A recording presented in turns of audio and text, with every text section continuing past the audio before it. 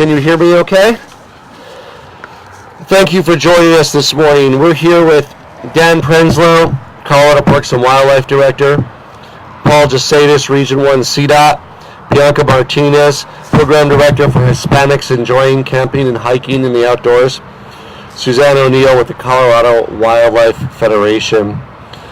It's days like this that really remind us how lucky we are to call Colorado home. And a big part of living in Colorado means we have a great appreciation for the outdoors, from the eastern plains to the snowy peaks of the Rockies to the San Luis Valley, everywhere in between. And true appreciation extends beyond just the landscapes to also the wildlife and the plants that make a home there. You know, over the last 18 months, Coloradans have experienced the great outdoors in record numbers. And we don't see that trend changing anytime soon. At the same time, there's greater stress on our public lands. We've experienced last year the 3 largest wildfires in the history of our state. We're feeling the impacts this year with the Glenwood Canyon closures. Our population continues to grow along with infrastructure that supports it. What those factors mean is that there's more pressure on natural habitats and the wildlife that depend on our natural habitats for survival. During this year's historic legislative session, we made great strides for our parks, for our public lands, including a real game changer for conservation funding in the state, the Keep Colorado Wild Pass. We have key land and water stimulus funding, investments that mean short-term and long-term sustainable care for our parks, for our public lands, for our wildlife. Our success as a state is connected entirely to the success and longevity of our natural environment and of our wildlife. Coexistence with wildlife is not just a matter of public safety because it prevents collisions between vehicles and wildlife. It's also a moral issue as stewards of Colorado. As a public safety issue, each year 4,000 vehicle crashes involve big game species that are reported to law enforcement. Injuries, human fatalities, animal fatalities, over $80 million in cost, local expenses for first responders. Time and time again, I'm so proud of the way that we're stepping up to keep motorists safe. Our wildlife are threatened by great changes, changing climate, habitat fragmentation. I was excited back in August of 2019. We brought Department of Natural Resources, Colorado Parks and Wildlife, Colorado Department of Transportation, stakeholders and advocates together to sign an executive order focused on conserving Colorado's species and strengthening our wildlife corridors and crossings.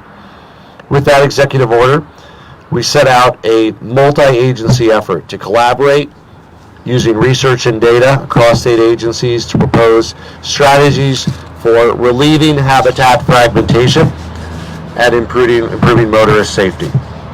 Today, we are coming together at a real milestone of that process. We're launching a report that takes another step forward to protecting Colorado's great outdoors and the magnificent creatures that inhabit our state. This report isn't just going to be a tool in protecting the lives of thousands of animals, many people. It'll also guide us towards creating a more cohesive ecosystem where wildlife and humans can successfully coexist. Today, we not only roll out a report that is a roadmap for how we can sustain our state's wildlife diversity, especially in the face of mounting pressures of increased population and climate change, but it's also the announcement of a new key partnership between the Colorado Department of Transportation and Colorado Parks and Wildlife to really make sure that we have a proactive, collaborative approach and we're all rowing in the same direction for wildlife preservation.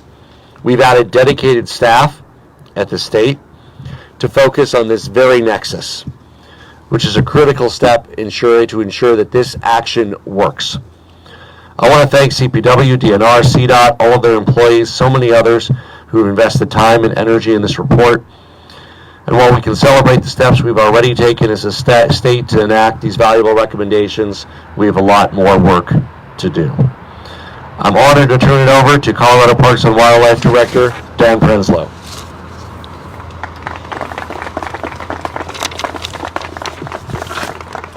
Thank you, Governor. Today is an exciting opportunity for all of us to highlight the hard work of the Department of Natural Resources, CPW, all of our partners, and including CDOT, to protect our wildlife and our fellow Coloradoans.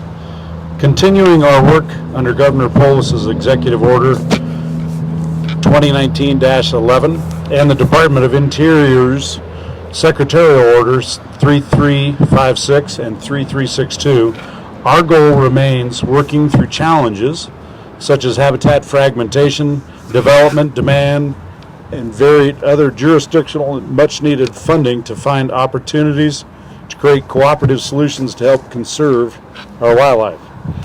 Today's report showcases how state agencies do and can work together in a meaningful way to explore innovative solutions so that our programs can better respond to the evolving needs of Coloradoans and our big game wildlife populations.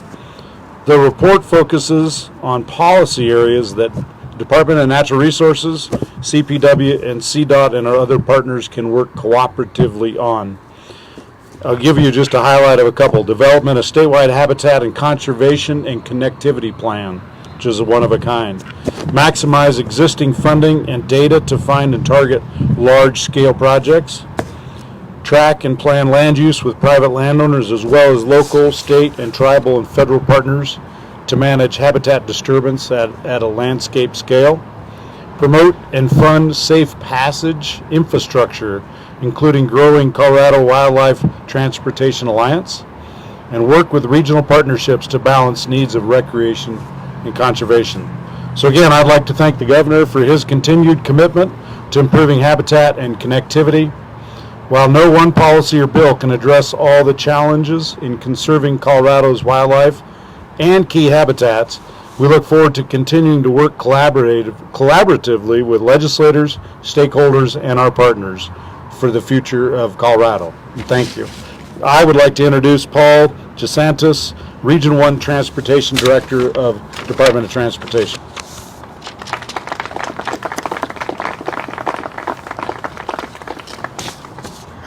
Good morning, everybody. So I've been working on transportation projects for my whole career, 29 years, and I'll tell you, safety has been a core value for CDOT 29 years ago as it is today. And so I'm really happy today to be part of this group as we talk about, not only keeping motorists on our state highway system safe, but also protecting animals and preventing animal and vehicle collisions. So to that end, this executive order is really going to set the groundwork for CDOT to continue to work and set some framework for us to work well with our partners to really identify those places where we have the greatest safety issues with respect to animal and vehicle crash, those type of interactions. So this is a great place to actually do this, and you probably can't see it behind me, but US 6 behind us, from about 19th Street to Heritage Road back in 2011, we had a grant for about $500,000, and we put wildlife fencing along the whole corridor. And the reason why we did that is there was actually about 20 crashes per year leading up to that project. So we had an elk herd who comes down from the mountains behind us. They cross over to Fossil Trace Golf Course here, which I've been told is like a buffet for an elk. So they're crossing over their green grass and water and great place for elk. And then they come back across the highway, and they do this at night. They do a lot. So we didn't have enough funding to actually build an overcrossing here at that point. But the good news was we did use some high technology, and we have animal detection systems that if they cross the road, it sets off some nice sign, flashing lights, slow down. And it really worked well. It dropped our 20 crashes per year down to 1.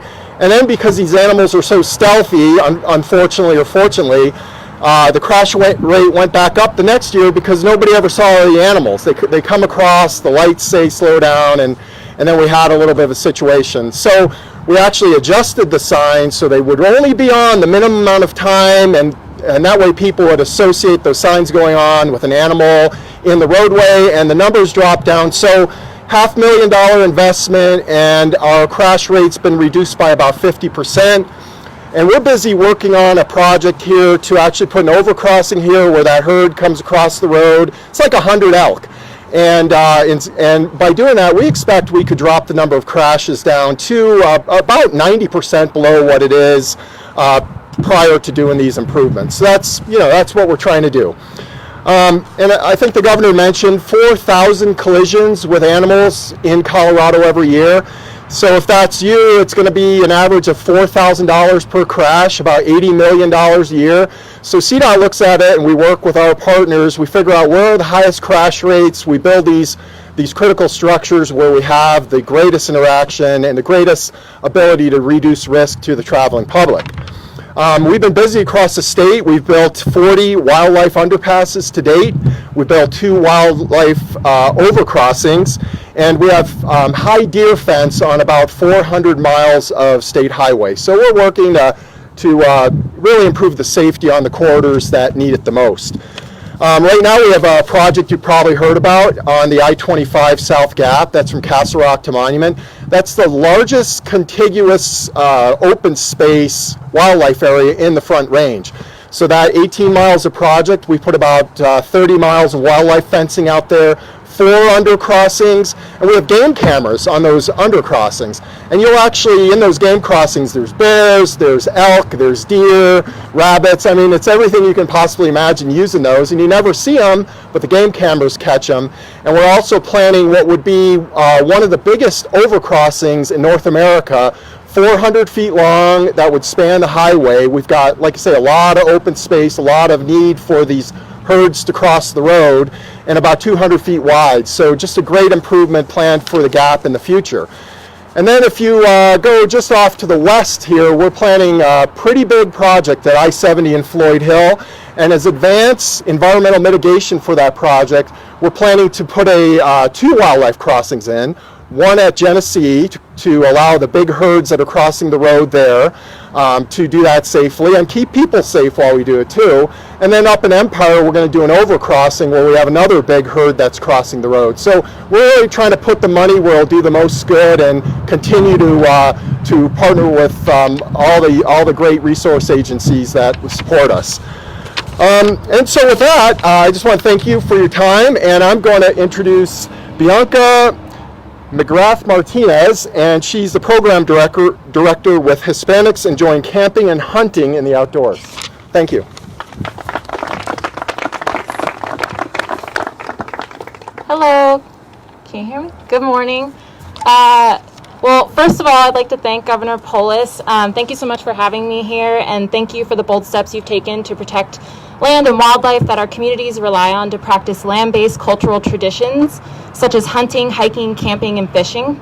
Wildlife has always played a central role to our traditions and livelihoods, and by establishing Colorado Wildlife Habitat and Connectivity Day, and with the release of today's report, you have set a precedent showing communities that our traditions, culture, and uses of these lands are valuable. At Hispanics Enjoying Camping, Hunting, and the Outdoors, or HO for short, it is our goal to strengthen the Hispanic and Latinx voices and visibility in public lands, decision-making, and advocacy.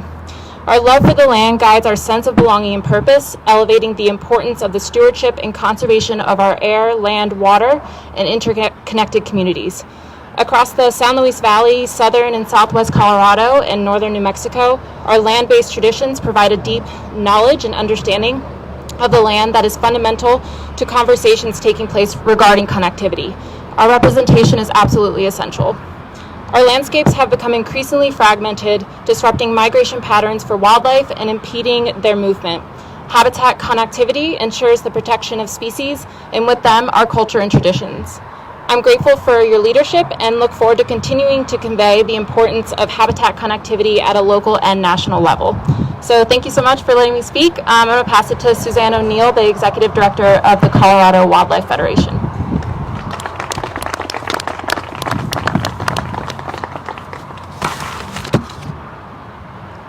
Thanks, Bianca. What a great day to celebrate wildlife habitat and connectivity.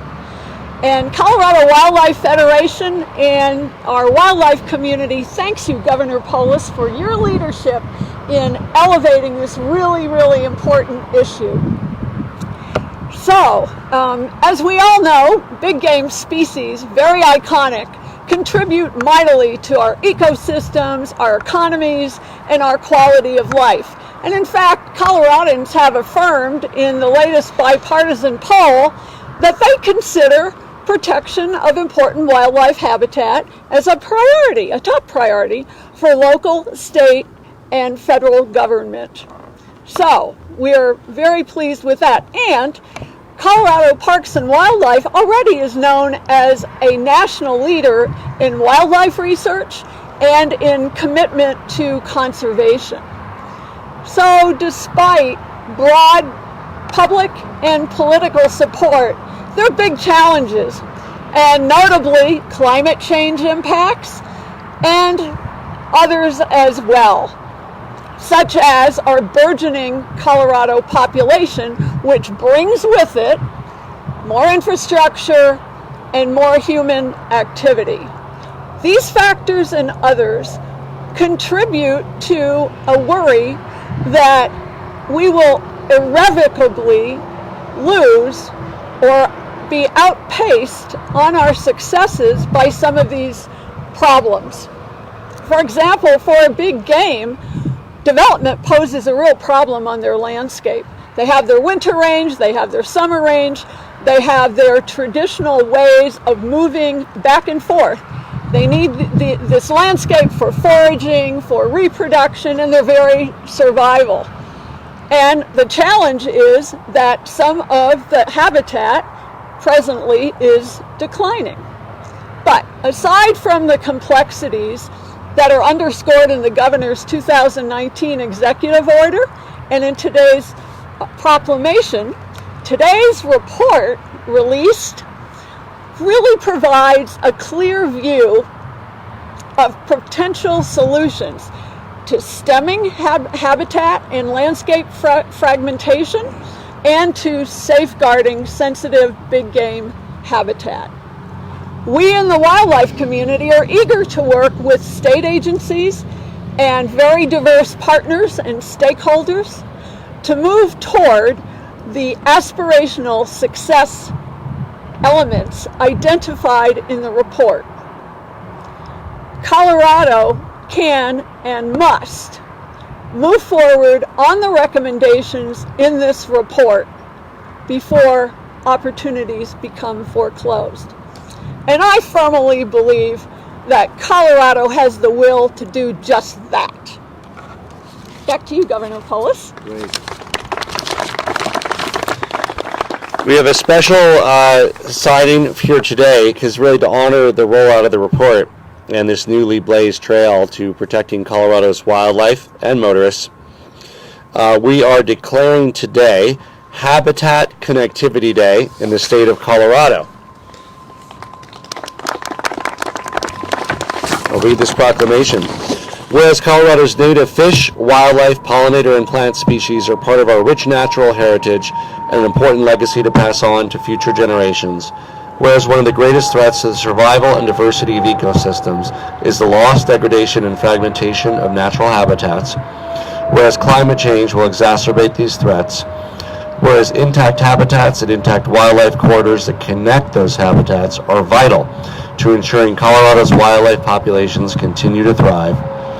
Whereas protecting wildlife corridors improves the herd vitality of big game species that are critical to our outdoor recreation economy. Whereas on the almost 200,000 miles of roads in Colorado, there are thousands of reported collisions between large animals and vehicles each year, causing human fatalities, animal fatalities, and millions of dollars in damage. Whereas Colorado lands and open space, as well as the wildlife that reside on them, make for a robust outdoor recreation economy. It generates $62 billion in economic output, 511,000 jobs.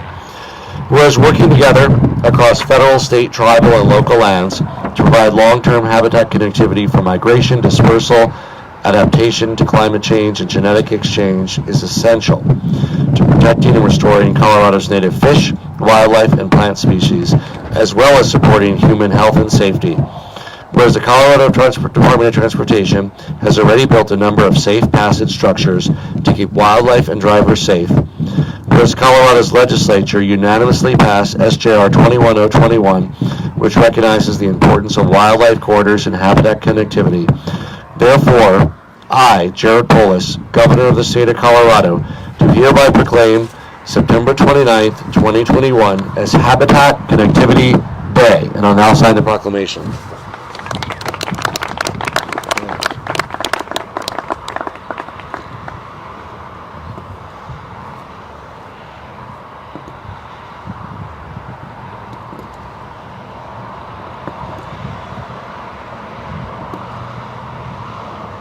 It's official. Congratulations.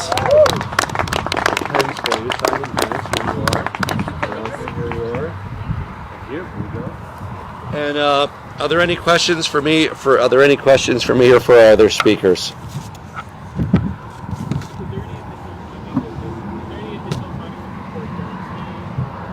It's really about prioritization of funding. There's funding from multiple sources, anticipated sources like potentially a federal infrastructure package, known funding sources like HB 260, which was our state infrastructure plan, as well as one-time stimulus funds. Thank you all for joining us on this beautiful Colorado day.